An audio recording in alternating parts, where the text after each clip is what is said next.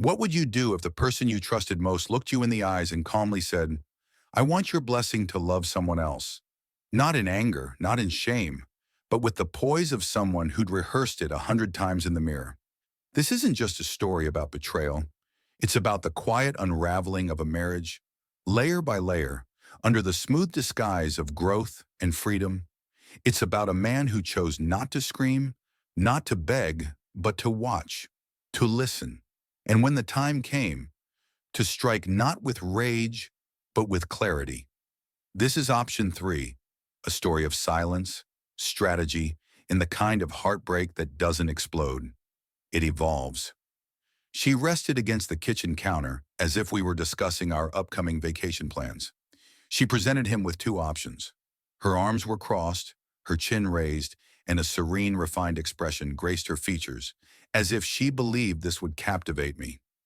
You can either embrace my desire to explore something with him, or simply step aside while I pursue it. I gazed at her, anticipating the moment of revelation. When it failed to arrive, I found myself laughing, silently, not due to its humor, but rather because it felt so distant from the woman I believed I had wed. Could you repeat that? I declared. She let out a sigh, as if I were already proving to be a challenge. I hope we can avoid any conflict, all right? I speak with sincerity. I am endeavoring to approach this with maturity. I'm not lurking in the shadows. I invite you to embark on a journey of growth alongside me. In that moment, it dawned on me that she had meticulously prepared for this, most likely reflected in the mirror, perhaps even with a mentor guiding her. The phrase "evolve with me" flowed effortlessly, its placement strikingly precise. I observed her as she spoke, her hands moving gracefully, her voice tender, as if she were sharing a soothing tale before sleep. Individuals of our era are reevaluating the essence of marriage, she continued. Monogamy does not always come instinctively. You're aware of that, aren't you? I chose not to respond. I reclined in the chair, allowing the sounds to wash over me. Engaging in conversations, immersing myself in literature, and tuning into podcasts has illuminated the realization that my desires are far from peculiar. It is not an act of treachery, it is growth. Once more, a word lay before me, gleaming yet devoid of substance. Growth. I chose not to reply. It wasn't that I lacked words. Rather, I understood that if I were to speak at that moment, my voice would betray the tranquility I sought. Daniel, she said, her voice softening, this isn't merely about the physical. Our connection runs deep, intertwining both intellect and emotion. He comprehends me in ways that it's not a critique, but I have evolved. I refuse to diminish myself to conform to the shadows of our past selves. He, though she had yet to utter his name, I was acutely aware of whom she referred to, her superior. Marcus Reed, a 42-year-old entrepreneur, the visionary behind a minimalist urban tech company where exposed brick walls and beer taps create a unique office atmosphere. A man who adorned himself with avian motifs, sipped on mushroom-infused coffee, and referred to all as brother. He grasped your hand as if he were vowing to unveil the divine presence of God himself. I had encountered him once, if only for a fleeting moment, at their launch event. He offered me a smile reminiscent of the one you'd bestow upon a valet or an intern who has just clumsily spilled your espresso. He evokes within me a sense of awakened, she murmured, her voice barely rising above a whisper. In that instant, I understood that this was far more than a mere whim. This was a dream woven from the threads of imagination, a meticulously crafted, refined monologue she had probably been perfecting for weeks. Each word meticulously selected to position her as the trailblazer while casting me as the enduring stone tablet. Yet I chose not to engage in a dispute. I refrained from raising my voice. I refrained from hurling my glass, avoiding the theatrics of a cliché. I rose from my seat and made my way out of the kitchen, traversing the hallway before stepping into the bathroom. With a decisive click, I secured the door and turned to face my reflection in the mirror. My expression bore no trace of anger. It appeared completely unscathed. It appeared intent. A transformation occurred within me. Very well. A sensation coursed through my spine as if a switch had been activated. I had no intention of providing her with the response she sought. I refused to allow her to be the one guiding the moral compass. She believed this was a matter of negotiation. Unbeknownst to her, my decision had long been settled. She slipped into bed that night as if nothing had transpired, as if we had engaged in a thoughtful conversation about rearranging the furniture or changing cable providers. She even attempted to grasp my hand, as if it were a remnant of an instinctive gesture. I allowed her to proceed. I required her to believe that she retained some semblance of control, that she had ensnared me in one of those quintessential husband traps, rendered too passive, too astonished to respond, too complacent to escape. She was mistaken. Everything about it was incorrect. In the days that followed, she began to approach me as if I were a project in need of deprogramming. She would present me with articles. Kindly share with me the podcast clips. Stories of success in open marriages. She expressed sentiments such as, if you truly care for me, you'll evolve alongside me, and this situation need not signify a loss. Rather, it can serve as an enhancement for us both. I inclined my head in agreement, smiled at the right moments. I've uttered those words, "I'll think about it," more times than I can recall, all the while maintaining my gaze wide awake, observing, attentively absorbing the sounds around me, not only to her, but also to the manner in which she ceased her fabrications. That was the crucial element. She was nothing remarkable. She was not lurking in the shadows. She carried out her actions openly, for in her mind there was no hint of wrongdoing. She had found her freedom, transformed, illuminated. She was not unfaithful. She was blossoming. What about me? I was merely the antiquated furniture she had yet to remove from the house. Yet she would, before long. Meanwhile, I began constructing option 3. She believed I was beginning to see things her way. That was the factor that simplified everything. The more accommodating I appeared, the more assured she became. She ceased to filter her thoughts in my presence, commenced the art of name-dropping, subtly weaving hints and timelines as if we were collaboratively crafting a shared vision. I chose not to engage in a dispute. I embodied the character of a conflicted individual, immersed in late-night research, attentively absorbing her podcast links, nodding in contemplation as she delved into the themes of sexual autonomy and the notion of traditional marriage as a patriarchal prison sentence. I even feigned a couple of contemplative sighs, just sufficient to lead her to believe that the brainwashing was taking effect. It was not.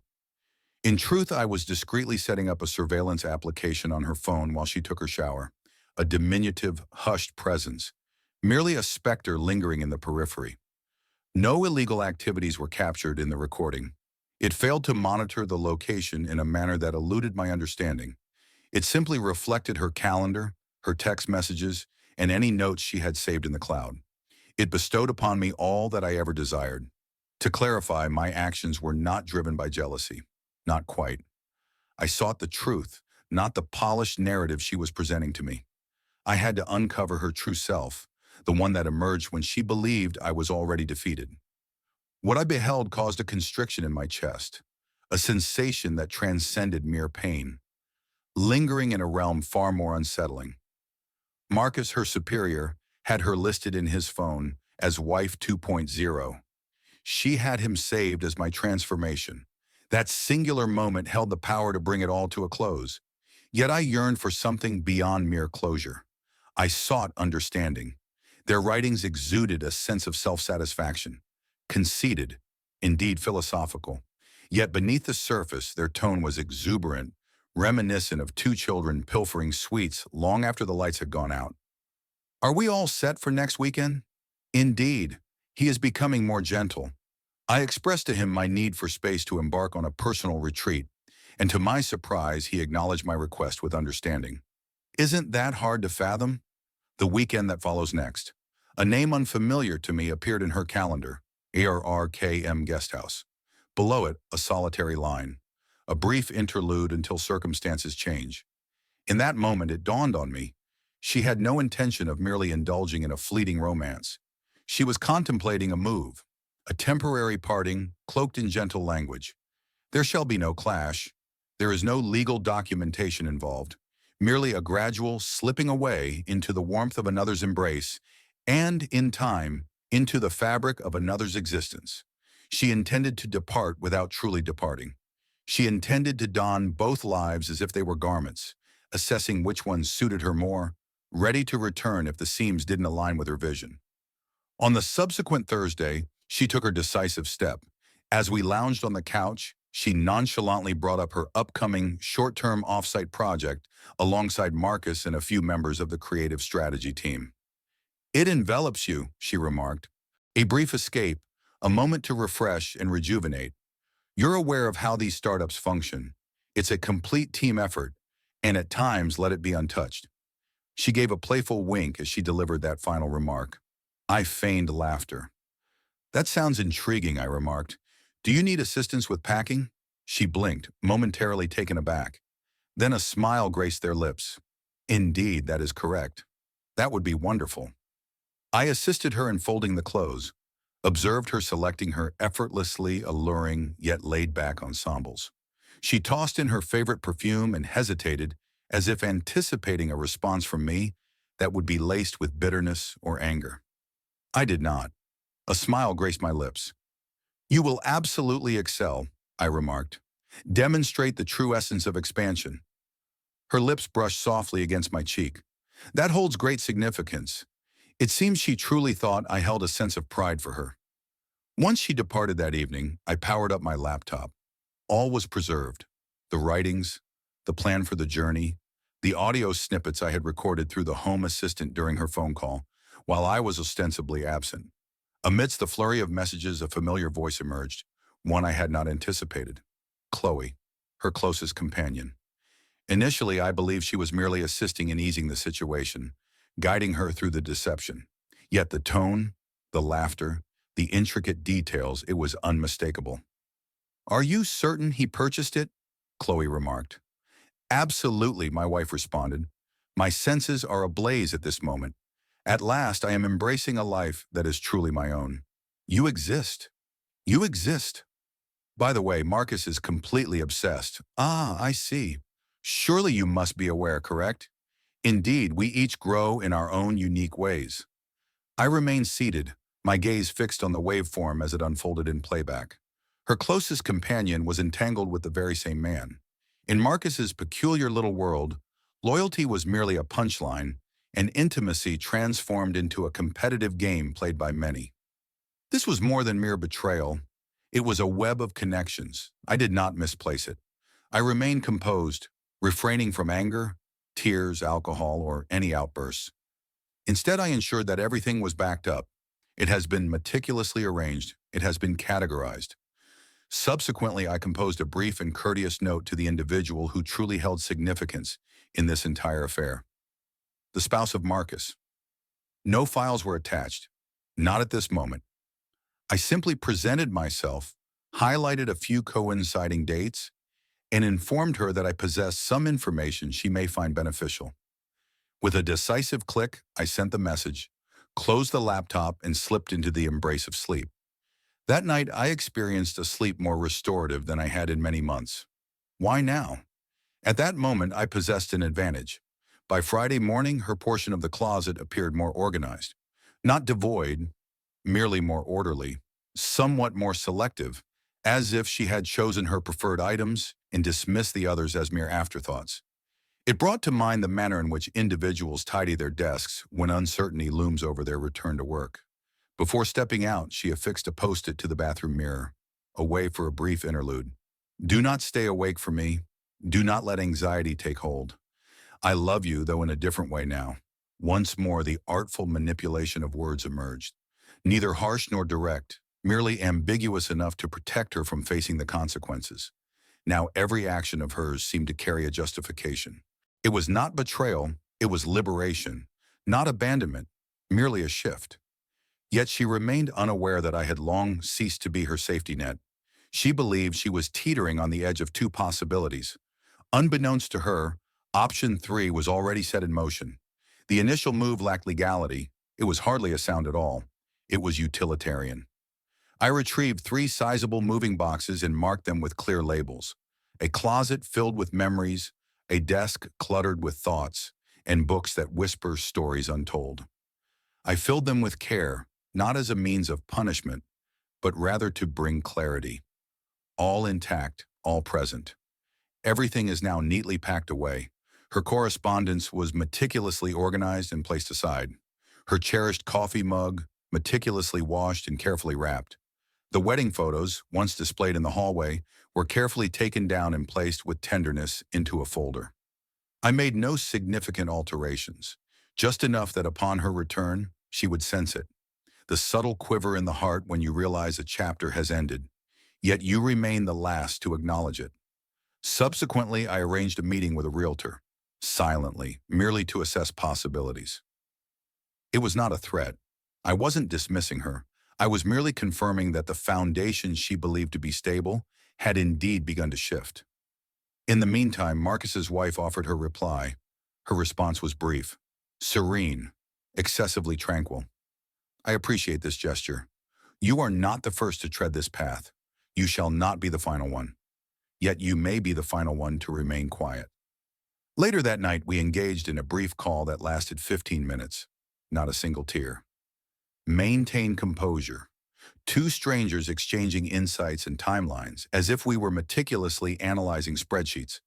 For years, she had meticulously chronicled his indiscretions, yet never managed to pin down any definitive names. I presented her with one. In fact, there are two, and a third if one includes Chloe. As we approached the conclusion, she posed a singular question to me. Do you still wish to preserve it? After a prolonged moment of contemplation, I finally responded. Negative. I desire for her to witness the blaze she ignited from a distance. She remained silent. She simply stated that she had everything she required and then ended the call. Upon returning home, I remained silent. I refrained from conversing with friends. I refrained from sharing enigmatic updates or seeking counsel. Instead, I observed the hours slip away, observed the locks on her phone. She sent me a message expressing her hope that I was contemplating and releasing the old paradigm. What she remained unaware of was that I had released her from my heart days prior. She was not going back to the man she had departed from. She would return to find a stranger awaiting her arrival. What about her little arrangement with Marcus? It had transcended mere imagination. A solitary footprint marked the ground, a winding path, a faded path marked by deception and treachery. The most delightful aspect? It caught her completely off guard. Not due to any cunning on my part, but rather because she found it hard to believe I was capable of such a thing. She believed she had stolen my backbone the moment she shattered my faith. What she truly claimed was my silence. Silence possesses a peculiar quality. It may evoke a sense of yielding, yet in skilled hands it becomes merely the tranquility preceding accuracy. On the eve of her anticipated return, I filled a glass with my chosen spirit and positioned myself by the window, observing as the neighborhood settled into its evening calm. I felt no anger, or shattered, or envious. I experienced a sense of clarity. After a long stretch of uncertainty, clarity finally washed over me, revealing the path I needed to take, and, perhaps most significantly, what I was no longer willing to endure. The masquerade had come to an end. All that remained was to allow her to stride back into the chaos she had created, under the delusion that she still held dominion over it all. Allow her to realize that the photos have vanished. Allow her to behold the boxes arranged meticulously in the hallway. Allow her to notice the shift in my posture, my gaze, my voice. Allow her to perceive that the regulations had shifted. Allow her the chance to negotiate, even though option 3 has already been signed, sealed, and is poised at the front door. She entered as if she were still at home, with a rolling suitcase trailing behind her and an oversized cardigan elegantly draped over her shoulders. Her hair swept back suggested she had just emerged from a serene Airbnb getaway. She carried with her an artificial stillness, the sort that cloaks you after betraying someone, all the while convincing yourself it was for a higher purpose. The sound of the door creaking open echoed from the upper floor, did not hurry down.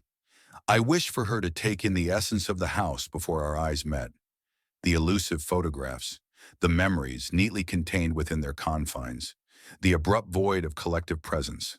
She observed. "Babe," she called out.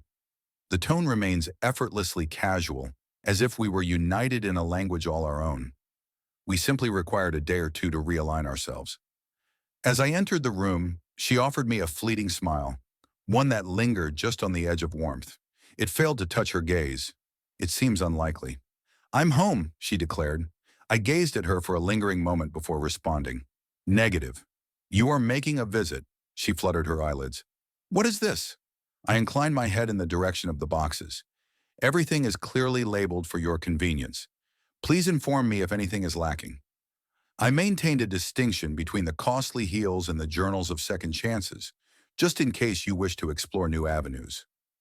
In that moment, her expression transformed, not rage, free from blame, bewilderment. "Are you truly serious?" she inquired, exceedingly. "You mentioned that you were in the midst of processing," I interrupted, "and now I have reached my conclusion."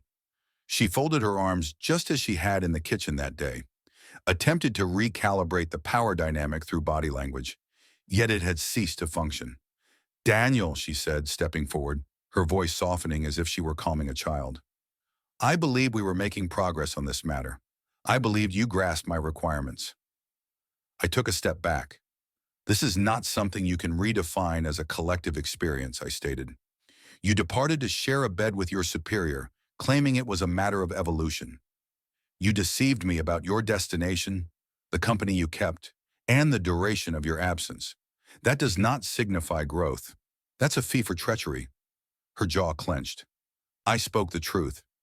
"You referred to it as a project, a sanctuary of solace, an immersive experience for team building. I observed you carefully select lingerie and perfume for your creative strategy team. Let's go." She hesitated. Perhaps I wasn't entirely forthcoming about certain matters. "However, I assure you, I did not engage in any form of cheating. You mentioned that you were receptive to the idea." "I never claimed to be receptive," I retorted sharply. Silence enveloped me. "That is not equivalent." Her voice ascended. "You might have mentioned that you were feeling uneasy." "I had no need to," I replied. "You were already aware. Your indifference was palpable. That struck deeper than I anticipated." She averted her gaze, her eyelids fluttering with increasing urgency, her chest heaving as if she were striving to regain her composure. "I never intended to cause you pain," she murmured gently. "Yet you did, over and over again, and not solely with him." She stood still, caught in a moment of disbelief. That was my signal. "Do you genuinely believe you were the sole one experiencing growth?" I inquired. "Do you really believe I wouldn't catch on to the calls to Chloe? How she began guiding you through the plan? It was as if the two of you were rehearsing for a TED Talk on the theme of betrayal." Her eyes grew wide. "What have you been listening to? All things." Each self-satisfied utterance, incorporating the moment when Marcus expressed his appreciation for my domesticity, suggesting that my non-confrontational nature was something he admired. Her complexion drained of color. The guilt made its entrance, but it was tardy and diminutive, a shadow of what it should have been. "Do you want to hear the most amusing part? I have included it. Your infidelity lacked even the pretense of exclusivity. You were merely one of his small spiritual companions. Can you imagine who else was nestled under the covers?" She remained silent. "Chloe," I called out. That shattered her. She stepped back, a moment of hesitation lingering in the air. "Number." She made it clear that she wouldn't. She confided in me. "She shared just enough to ensure your continued usefulness. She manipulated you in the same way you manipulated her. You believed you were crafting something profound, yet what you truly created was merely a collection of rationalizations for those who never held affection for you." She settled into her seat. She could no longer maintain her own weight. Her hands trembled with an unmistakable intensity. "Daniel and Lauren." "Do not," I urged. "Your explanation is not required. Your decisions have been made. Now you receive your boxes and your stillness." She dabbed at her eyes. "Could we possibly discuss this tomorrow?" "This isn't the way. Kindly." "It seems that Marcus's wife has already initiated the discussion on our behalf," I remarked. She lifted her head abruptly. What is this? She is aware, I stated matter-of-factly. All things. You are not the first to tread this path, yet you could very well be the final one to astonish her. Her lip quivered. You revealed it to her. I refrained from sharing that with her, I remarked. I revealed it to her. For the first time, silence enveloped her. There was no response to be found. Only the stillness of silence and a gaze that stretches into the distance. I allowed it to linger. With a deliberate motion, I pivoted, strode toward the door, and swung it open wide. You sought options, I replied. This one belongs to you. It was a week of silence from her end. Silence on the line. No texts, only silence. I refrained from pursuing her. I found it unnecessary. That night, she meticulously gathered her belongings. She gathered what she could manage and abandoned the remainder. It remained neatly contained in the guest room, meticulously labeled and left undisturbed. The house seemed to breathe easier in her absence. More serene indeed, yet not devoid of companionship. Simply sincere. It was an unfamiliar sensation. A week later, the reckoning arrived. An unexpected message arrived from her sister, inviting me to her parents' house for a conversation. The atmosphere was delightful. Polite on the surface, yet I understood the deeper implications. They were gathering their defenses. I nearly turned it down. Nearly, yet a part of me insisted that it was necessary, not intended for their kind, for my own sake. Her parents resided just 20 minutes distant, nestled within a meticulously arranged cul-de-sac where the mailboxes stood in uniformity, and the homeowners association prioritized the aesthetics of manicured lawns over the essence of human kindness. Upon my arrival, the entire crew was present. Her mother, her father, her sister, and naturally her. She appeared diminished in some way, reduced, unbroken, just laid bare of all that borrowed confidence she once donned as armor. It was her father who broke the silence first. All we seek is clarity, he expressed. It seems that, based on the information we've gathered, you caught her off guard. You expelled her without so much as a word exchanged. Her mother inclined her head in agreement. Marriage requires effort. This is not an agreement you discard at the first sign of trouble. Then her sister interjected, her voice laced with a veneer of polite condescension. You were always a bit traditional, Daniel. Perhaps had you been more attuned to her needs and encouraged her growth, the situation might not have reached such heights. I held back my response for a moment. I found myself seated, absorbing their words as they crafted a new narrative of the past before my very eyes. Then I retrieved my phone from my pocket. I refrained from playing the recordings. I refrained from sharing any screenshots or videos with them. I found it unnecessary. I chose to delve into a folder filled with photographs, a collection of images I had discreetly captured over the preceding months. She stood at the front door, suitcase in hand, a grin on her face as she texted Marcus. One of her calendars marked with RKM Guest House, highlighted and color-coded, a solitary post-it note she had forgotten to take with her. I cherish you, though my feelings have evolved. With a sense of anticipation, I opened my notes app and began to read aloud a message she had sent to Chloe. He is either lacking the strength to hinder my progress or possesses a loyalty too profound to abandon his post. In any case, this embodies freedom. I placed the phone on the surface. I did not catch her off guard, I asserted. For weeks, she meticulously crafted a plan to vanish, all the while savoring the advantages of remaining present. She sought not understanding, but rather the green light to humiliate me with flair. He cleared his throat, a sound that hung in the air, signaling the weight of the moment. Individuals are prone to errors. She didn't stumble and land in another man's embrace, I interjected. She meticulously crafted an itinerary, secured accommodations, acquired some exquisite lingerie, enlisted her closest companion, spent days exchanging messages about the thrilling experience of transforming betrayal into an act of self-care. I inclined my body ever so slightly forward. Now she finds herself filled with regret, realizing that the man she staked everything on was also entwined with the friends she held in the highest regard.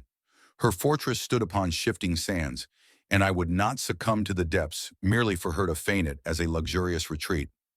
Silence enveloped the room. Her mother crossed her arms. So you've reached the end, have you? I gazed at my wife.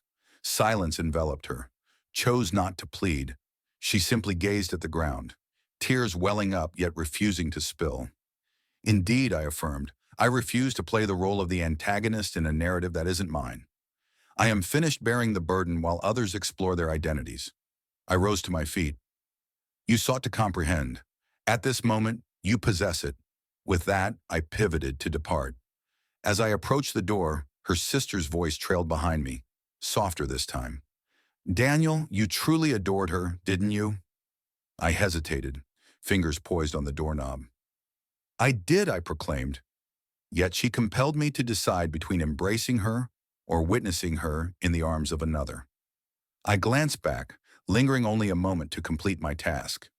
I have chosen the third option. I instructed her to begin her packing, lest I dismantle his insufferably smug little empire.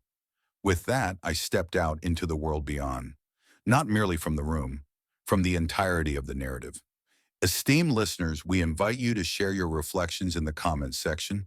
Remember to express your support by liking, sharing, and subscribing to our channel.